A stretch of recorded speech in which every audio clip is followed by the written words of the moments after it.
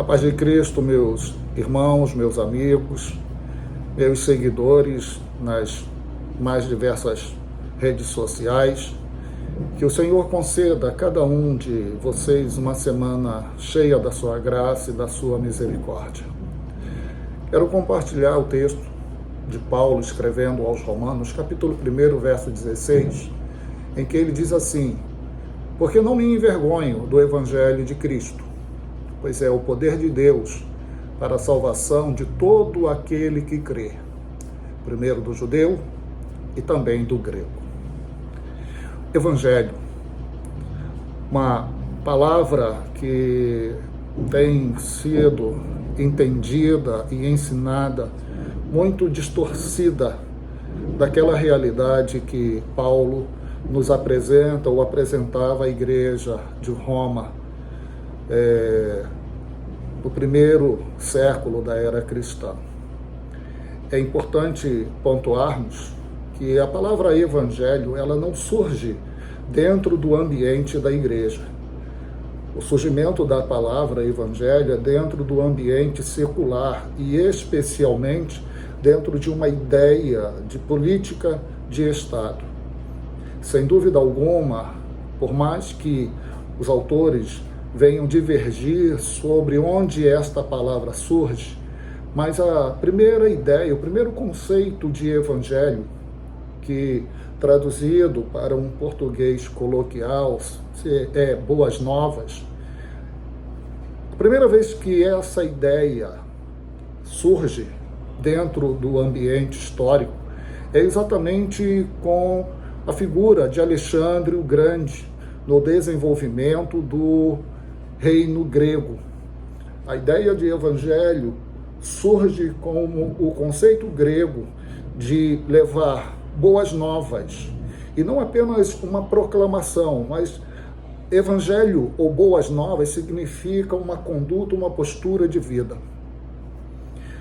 Conquistando povos e nações, Alexandre levou o conceito grego de polis, de cidade, de democracia, e devido à sua morte prematura, ele não conseguiu avançar mais e tomar outras regiões. O Império Romano vem e substitui o Império Grego na dominação das civilizações. E o Império Romano pega essa palavra, evangelho, que já estava solidificada pelo mundo dominado pelos gregos, e essa palavra passa a representar a política romana, a ideia romana de cultura, de religião, de vida civil.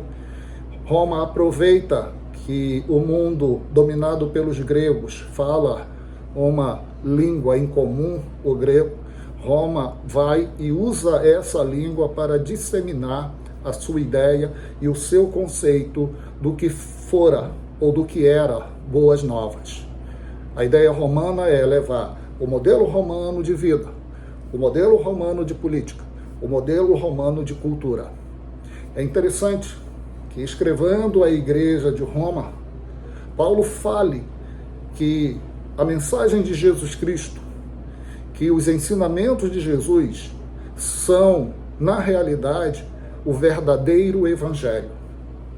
Paulo pega um conceito que gregos e romanos tinham, e Paulo, a partir dessa ideia, Paulo nos mostra qual é o verdadeiro evangelho que vai produzir o reino de Deus nas vidas das pessoas. Em uma outra oportunidade eu falo sobre o reino de Deus, que também é um conceito greco-romano.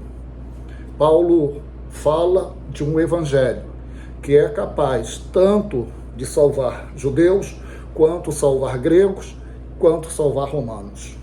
Que evangelho é esse? Na carta aos Romanos, Paulo vai trabalhando todo o conceito de salvação, de justificação. Sem dúvida alguma, como dizem alguns autores, a carta de Paulo aos Romanos é o evangelho de Paulo. É a doutrina mais refinada dos ensinamentos de Jesus Cristo sobre a salvação do homem. E esse evangelho, ele é caracterizado por criar unidade entre os povos, entre as raças. O evangelho de Cristo une todos os povos da terra.